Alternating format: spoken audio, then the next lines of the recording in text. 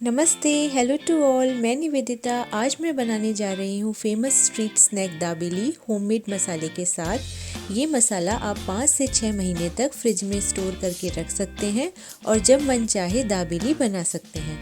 तो चलिए बनाना शुरू करते हैं।